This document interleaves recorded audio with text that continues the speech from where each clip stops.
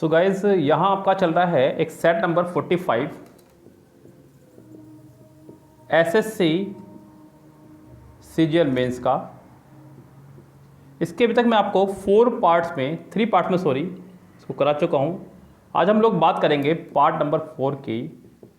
यहाँ अब तक मैं आपको 110 क्वेश्चन तक सोल्व करा चुका हूँ। आज हम लोग 110 से आगे की बात करेंगे, यानी कि 111वें क्वेश्चन की बात करते हैं। पहले कह रहे हैं कि the reason why the magazine sells so well is because it is written in a pleasant style. So guys यहाँ आपको कंजक्शन में एक रूल पढ़ाया गया था कि द रीज़न या the reason why, the reason या फिर द रीज़न वाई के साथ हमेशा पेड कंजक्शन दैट का इस्तेमाल करते हैं, अन्य किसी कंजक्शन का नहीं। बिकॉज का, सिंस का, एज का, इन शब्दों का इस्तेमाल नहीं करेंगे। तो यहाँ पे बिकॉज की जगह आपका दैट आ जाएगा, यानी कि 111 सेंटेंस का आंसर हो जाएगा आपका C correct. The girl whom he got married to is an actress, यानी कि वो लड़की जिसके साथ उसने शादी की है वो एक एक्ट्रेस है। क्या है? वो एक एक्ट्रेस है। तो गाइज यहाँ पे बिल्कुल सेंटेंस करेक्ट है। सेंटेंस में किसी प्रकार की कोई एरर नहीं है। The girl to whom he got married to is an actress. So बिल्कुल करेक्ट सेंटेंस है आपका। इस सेंटेंस में कोई एरर नहीं है। ये आपका हुआ no improvement. The fugitive was finally stopped at the airport. बच्चों फगेटिव बोलते हैं भगोड़े को जो भागा फिर रहा हो कानून की पकड़ से या डर से किसी भी। So the fugitive was finally stopped at the airport. तो स्टॉप का मतलब होता है रुक जाना। यस यहाँ पे ऑप्शन हमारे पास हैं कॉम्प्रोमाइज समझौता, कंप्रीहेंडेड समझना, एप्रीहेंड कैद कर लेना या पकड़ में आना कानून की। सो गाइज यहाँ पे इसका आंसर हो जाएगा सी करेक्ट, यानी कि जो भगा फिर रहा था वो कानून की पकड़ में आया एयरपोर्ट पर, ये कहना चाह रहा है वो, तो ज़्यादा बेटर रहेगा। He performed below par in the examination. Guys below par मतलब औसत से निचले स्तर का, औसत से निचले स्तर का, इसका मतलब रहेगा ये। तो he perform below par in the examination. और इसके अलावा यहाँ पे कोई बेहतरीन ऑप्शन नहीं है, क्योंकि बाकी सभी को उन्होंने थोड़ा सा घुमा फिरा के दिया गया। पहले में पार को पहले सी में पार में डबल आर लगा दिया है, और पुअरली तो यहाँ पे मतलब ही नहीं बैठता। सो गाइज यहाँ पे आपका आंसर हो जाएगा डी करेक्ट, यानी कि no improvement. He was unhappy even after she married into an accommodating and caring family. So she was unhappy, यानी कि वो खुश नहीं थी अपनी शादी के बाद में, ये कहना चाह रहा है गाइज। सो यहाँ पे देखते हैं कि ऑप्शंस क्या क्या दिए गए हैं हमें। She was happy, she was remained unhappy, she was continued, continuous तो नहीं आएगा, एक्साइटेड भी नहीं आएगा, एग्जिस्टेड। यहाँ पे आपका आंसर हो जाएगा ज़्यादा से ज़्यादा पहला ही सही, शी वॉज रिमेन्ड अनहैप्पी। तो यानी कि इसका आंसर हो जाएगा आपका a correct. The internet has totally change the world like no other technology before it, यानी कि इंटरनेट ने पूरी तरह से चेंज कर दिया है वर्ल्ड को। सो पहला वर्ड है आपका रेवोल्यूशनाइज, रेवोल्यूशनरी से बना है आपका वर्ड रेवोल्यूशनाइज्ड, यानी कि पूर्ण से बदल देना किसी को। रिफॉर्म मतलब किसी चीज़ का रूप बदल देना। रेडिकलाइज्ड यानी किसी को कट्टर बना देना। तो इसका आंसर हो जाएगा गाइस पहला ही करेक्ट। रेवोल्यूशनाइज्ड यानी कि ए, रेवोल्यूशन से बना है वर्ड आपका। अगला है to amend a piece of writing means to remove mistakes from it. Guys यहाँ पे 117 सेंटेंस में अमेंड मतलब किसी किताब में गलती को सुधारना, उसका एडिटिंग वगैरह करना। अमेंड का मतलब ये रहता है गाइस EMEND, किसी किताब में दी गई स्पेलिंग मिस्टेक को, ग्रामर मिस्टेक को सुधारना। सो गाइस यहाँ पे आपका ये सेंटेंस करेक्ट ही है, इसमें किसी प्रकार की गलती नहीं है। If I were you I would kill him. So guys 118 sentence का स्ट्रक्चर आपका इफ़ वाला है, पढ़ाया जा चुका है। इफ़ के साथ subject plus verb plus noun. तो नेक्स्ट पार्ट में आप लोग इस्तेमाल करेंगे वुड प्लस फर्स्ट फॉर्म का, जो कि आपका करेक्ट है। ओके गाइस, यानी कि सेंटेंस भी आपका है नो इम्प्रूवमेंट। 110 से 119 से 145 तक आपके हैं यहाँ पे नरेशन, डायरेक्ट इनडायरेक्ट। आपको सिर्फ चेक करना है, ऑप्शन से खेलना है गाइस, अपने दिमाग का इस्तेमाल यहाँ ज़्यादा नहीं करना है, सिर्फ और सिर्फ ऑप्शन से देखते चले जाएंगे। They told us that they had weighted at the station for a long time. यहाँ पे हैड को आपको हैव देखना होगा या फिर सेकंड फॉर्म ढूंढ लीजिएगा, क्योंकि डायरेक्ट से इनडायरेक्ट में सेकंड फॉर्म को भी हैड प्लस थर्ड फॉर्म में और हैज़ को भी हैड में बदल दिया जाता है। तो पहले में सेकंड फॉर्म है, दूसरे में हैड है इसलिए बाहर, तीसरा आर की वजह से बाहर, फोर्थ फर्स्ट फॉर्म की वजह से बाहर। इसका आंसर हो जाएगा आपका पहला ही correct. The boss said to him please tell me what the old man said today. Guys यहाँ पे सबसे पहली बात तो ये कि आपको टुडे को दैट डे बदलना है। किसे बदलना है? दैट डे में। उसके बाद उसने कहा सैड, जो कि सेकंड फॉर्म में, आपको इसे बदलना होगा हैड प्लस थर्ड फॉर्म में। कितनों में है फटाफट से उसको ढूंढिएगा। The boss requested him to tell him what the old man had said that day. पहले में हैड प्लस सैड, दूसरे में हैड सैड तो है लेकिन टुडे को टुडे रखा इसलिए इससे बाहर। नेक्स्ट में टुडे को बदला लेकिन सैड को सैड रखा इसलिए बाहर। उससे नेक्स्ट में भी उसने सैड को सैड रखा इसलिए बाहर। इसका आंसर हो जाएगा आपका पहले वाला ही correct. He said he had been weeping for an our.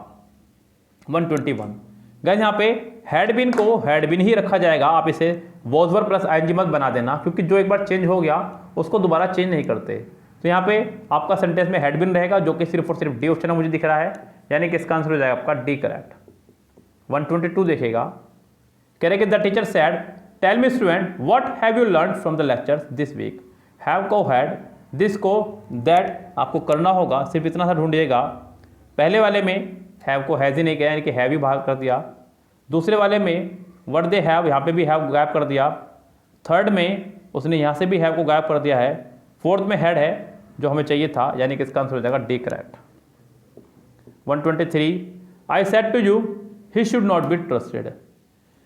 He should not be trusted. So guys यहाँ पे चेंज करने के लिए कुछ है ही नहीं, पहले से सेंटेंस सब कुछ तैयार है डायरेक्ट सेंटेंस होने के लिए। बस आपको कंजक्शन लगानी है, जो कि सिर्फ और सिर्फ आपका हो जाएगा डी में। इसके अलावा और कोई ऑप्शन फिट नहीं बैठेगा यहाँ। The clerk 124 the clerk said to the visitor shall I ask these people to wait for you. Sentence की स्टार्टिंग करिए शैल यानी कि हेल्पिंग वर्ब से। आपको सेंटेंस स्टार्ट करना होगा इफ या वेदर से, जो कि पहले में है, दूसरे में है, तीसरे में है, फोर्थ में नहीं है। अब सब्जेक्ट आएगा आपका आई फर्स्ट पर्सन कलर के हिसाब से, यानी कि ही, जो कि फर्स्ट में भी है, सेकंड में भी है, थर्ड में भी है। उसके बाद में बच्चों शैल का शुड होना है, जो कि फर्स्ट में है, सेकंड में नहीं है, थर्ड में नहीं है, फोर्थ पहले बाहर हो चुका है, यानी कि इस सेंटेंस का आंसर हो जाएगा आपका ए ही करेक्ट। 125 कह रहा है कि Robin said to Peg are you listening don't be thick. फिर से सेंटेंस की स्टार्टिंग हुई है इज एम आर से। आपको लगाना होगा इफ या वेदर। इज एम आर को कर देंगे आप लोग वॉज या वर। सो गाइस जो कि पहले में ही है, दूसरे में नहीं है, तीसरे में नहीं है, फोर्थ में नहीं है, आपका आंसर हो जाएगा ए ही करेक्ट। 126 देखिए गाइस क्या कह रहा है, कह रहा है कि mother told me that I should listen to her first and then do anything and as I pleased. तो यहाँ पे शुड को अगर शैल कर दे तो भी कोई दिक्कत नहीं है, हालांकि शुड को शुड भी रख सकते हैं, उसमें भी कोई दिक्कत नहीं है। So my mother said to me I should listen to my first and then do anything I please.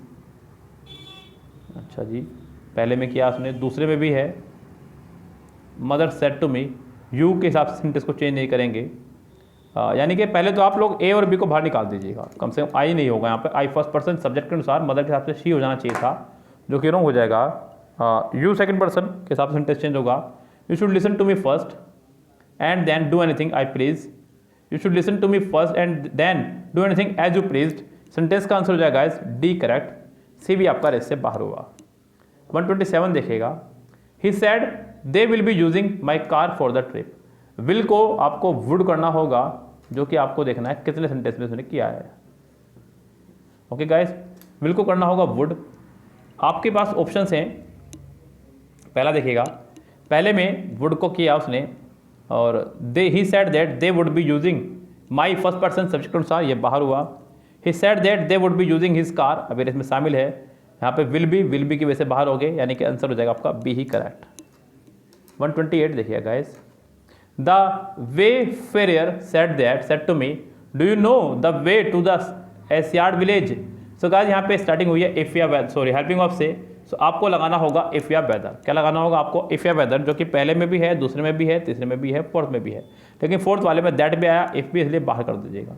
The way fair ask me if I, the favour ask me if I, the way fair ask me if I. यहाँ पे do does हटा करके second form लगाएंगे। पहले वाला did की वजह से बाहर हुआ, दूसरे वाले में सेकंड फॉर्म है, तीसरे वाला ही की वजह से आई फर्स्ट पर्सन सब्जेक्ट के अनुसार, यू सेकंड पर्सन, आई। बच्चों ही नहीं आएगा तो इसका आंसर हो जाएगा बी ही करेक्ट। 128 का आंसर हो जाएगा बी। 129 देखिएगा, कह रहा है कि he has just said my son will be back on Friday. 129 तो ही हैज़ जस्ट सेड तो सेम रहेगा। आपको जब दैट से पहले वाला सेंटेंस प्रेजेंट रहेगा तो दैट के बाद वाला भी आपको प्रेजेंट रखना होगा। हिज सन और उसके बाद में विल बी को आप विल बी ही रखें, ज़्यादा बेटर रहेगा। तो वो आपका बी में है, हालांकि ए में भी है, लेकिन यहाँ पे माई को माई रखा इसलिए बाहर हो गया, और सी में सेल कर दे इसलिए बाहर हो गया। तो आपका आंसर हो जाएगा सिर्फ और सिर्फ बी करेक्ट। डी में वुड की वजह से बाहर हो गया। 130 देखेगा, the doctor advise the patient to give up smoking. Doctor ने पेशेंट को एडवाइस दिया कि वो स्मोकिंग छोड़ दे। The doctor said to the patient why, जी नहीं। The doctor said to the patient you should, जी नहीं। सी आपका आंसर होगा, डी भी रेस से बाहर है। 131 देखिए गाइस क्या कह रहा है आपका यहाँ पे। She said to me what can I do for you dear.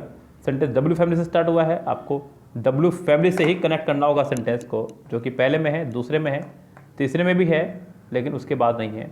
उसके बाद ध्यान रखना बच्चों, डब्ल्यू फैमिली से भले ही कनेक्ट हुआ है, लेकिन उसके तुरंत बाद आपको सब्जेक्ट चाहिए जो सिर्फ और सिर्फ बी में है, यानी कि इसका आंसर हो जाएगा आपका बी करेक्ट। 132 देखेगा, the teacher said to the boys can you sit still and do you work. So guys starting हुई है कैन से, यानी कि हेल्पिंग वर्ब से। आपको इफ या वेदर लगाना होगा, जो कि पहले में है, उसके बाद डायरेक्ट फोर्थ में है। नेक्स्ट में पहले में उसने डू को डू रखा, इसलिए सेंटेंस आपका रेस से बाहर हो, लेकिन कुड के साथ है, सही है शामिल बच्चों। द टीचर टोल्ड, पहले वाला टोल्ड की वजह से बाहर हो गया गाइस, आपका डी ही आंसर होगा इसका, और कोई नहीं बचेगा। 133 देखिएगा, Ritu said to you are looking very pretty. इसे मार्को बोजर करना होगा, सिंपल है, पहले में है क्योंकि यू सेकंड पर्सन, ऑब्जेक्ट अनुसार ऑब्जेक्ट भी यू है तो यू का यू ही रहेगा। दूसरे वाला बाहर, तीसरे वाला भी बाहर, और फोर्थ भी बाहर। He said to me please be kind and help me. Sentence में आया प्लीज, सो बच्चों देखते हैं, प्लीज यानी कि रिक्वेस्टेड। सो 134 सेंटेंस में आपको देखें ऑप्शन देखते हैं, पहले में आपका रिक्वेस्ट आया, दूसरे में नहीं है, यानी कि ए बी सी डी में से सबसे पहले बी को बाहर करा। ही रिक्वेस्टेड टू मी, पहले वाला टू की वजह से बाहर हो गया। ही रिक्वेस्टेड मी, सिर्फ ऐसा होना चाहिए था। He requested me to be kind to help him. He requested me to be kind and help him. Sentence का जो सही आंसर रहेगा 135 का वो रहेगा आपका, 134 का आपको जो करेक्ट आंसर रहेगा वो रहेगा डी। सी भी आपका रेस से बाहर हुआ। 135 देखेगा, he said to Raina I can't marry you now but I shall surely do as next year. Can't को कुडंट करना होगा। यस गाइस, पहले में नहीं है, दूसरे में है, तीसरे में भी है, फोर्थ में भी नहीं है, और उसके बाद में नेक्स्ट ईयर को द फॉलोइंग ईयर, जो कि दूसरे में नहीं है, सिर्फ सी इसमें ही है, और ये पहले बाहर हो चुका है, इसका आंसर हो जाएगा C correct. He told Pavan that they should have there tried harder. He told Pavan that they should have there tried harder. तो गाइज यहाँ पे आपको सेंटेंस को बनाना है उल्टा, ये इनडायरेक्ट पहले बना हुआ है, आपको डायरेक्ट बनाना है। सो यहाँ पे ध्यान दीजिएगा, शुड को शैल कर देना है, और शुड को शायद शुड भी रख सकते हैं, इससे फर्क नहीं पड़ता है। He said to Pavan we should, पहली बात तो देखो वी करेंगे, ये ध्यान रखना बस, सबसे पहले इंपॉर्टेंट बात, जो कि सिर्फ ए में ही है और किसी में है ही नहीं, तो इसका आंसर हो जाएगा ए ही correct. They told me that they had been befooled by those man. Had been को आप सेकंड फॉर्म में बदल सकते हैं और वॉज वर में भी कर सकते हैं चेंज, ये डिपेंड करता है सेंटेंस की कंडीशन पर। 137 में देखते हैं, पहले वाले में वर्ब प्लस बिफूल्ड प्लस बाय रखा तो ये सेंटेंस बाहर हुआ, इससे सेंटेंस पैसिव में बनाया। नेक्स्ट है आपका दे हैड बिफूल्ड अस, उससे नेक्स्ट है आपका they have been befooled by these man. So guys यहाँ पे सी इसका आंसर रहेगा प्रॉपर, बी भी इसका इसमें शामिल नहीं है। The spectator applauded the young athlete saying that he had broken all previous record. So guys यहाँ पे आपको सेंटेंस को फिर से बनाना है direct. The spectator said to the young man bravo you have broken all records. The spectator exclaimed नहीं आएगा, सी भी बाहर, डी भी बाहर, इसका आंसर हो जाएगा पहला ही correct. The master ask the people why they prevented him from going near the tiger. Sentence W family से जुड़ा हुआ है, आपको डब्ल्यू फैमिली से ही जोड़ करके इसका डायरेक्ट बनाना होगा। पहले में है, दूसरे में भी है, तीसरे में इज एम आर लगा दिया इसलिए बाहर, फोर्थ में आपका डू डज रहा वो भी रहते शामिल। फोर्थ आपका आस्किंग की वजह से बाहर हो जाएगा। The master said to the people, the master asked the people, b भी बाहर, आपका आंसर हो जाएगा सिर्फ ए करेक्ट।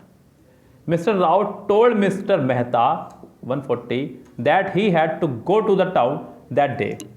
गाइस यहाँ पे सबसे पहले तो एक चीज़ का ध्यान रखिएगा, 140 सेंटेंस में आपको दैट डे को टुडे बदलना है। कितनों में है उसे देखिएगा, पहले में है, दूसरे में नहीं है, तीसरे में है, फोर्थ में है।